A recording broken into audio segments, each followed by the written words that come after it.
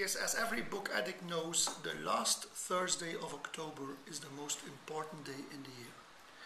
And you know why? Because that is the evening when the business book of the year, Financial Times Goldman Sachs, is awarded. And every time in April they publish a long list of 20 books, and then I start guessing what's the one going to be. Now, I've taken one which was on the long list, which was even on the short list, which was one of the top 3, but fortunately did not win the award. It's a book called The Big Short by Michael Lewis. Now, Michael Lewis is famous because he wrote what the English call a seminal book in the early 90s called Liar's Poker. And Liar's Poker is a little bit of a diary of a young lad working for Salomon Brothers, an American investment bank going bust. Accidentally, all these banks with brothers go bust, and many people say if they'd been called sisters, they wouldn't have gone bust.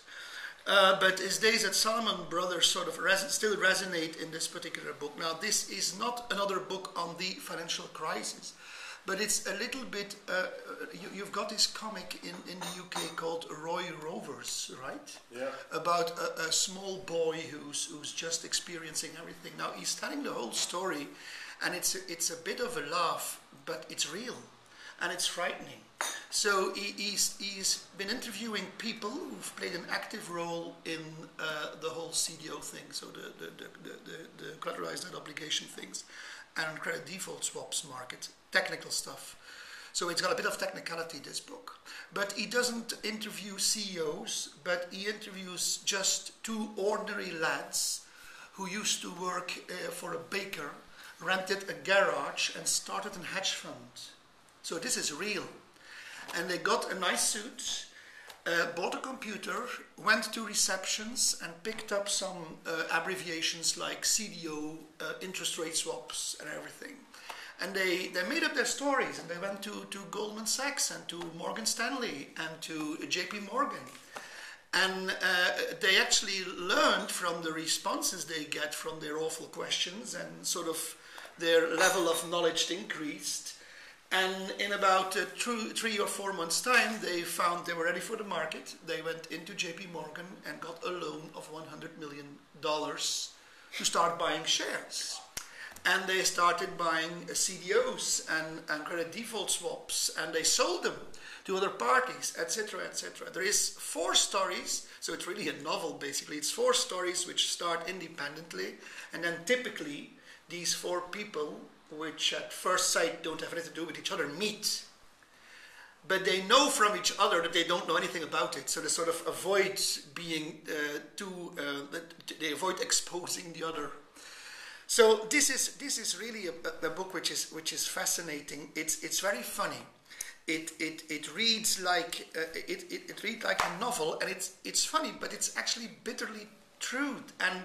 And it feels a little bit like being shown around in an operating theater in a hospital and discovering empty bottles of whiskey on the floor. So you really get out that this whole thing was a sham created by some. And when those who should have had the brains to say, but this is bollocks, were too snobbish to say, but what you're telling me doesn't work. So he's not the one who's sort of writing in the style where I knew it all, but he's simply explaining in layman's language why you can never price a certain financial product with a spread over 2% over a US government bond if it hasn't a containable or a risk inside. And the relevance to business? None.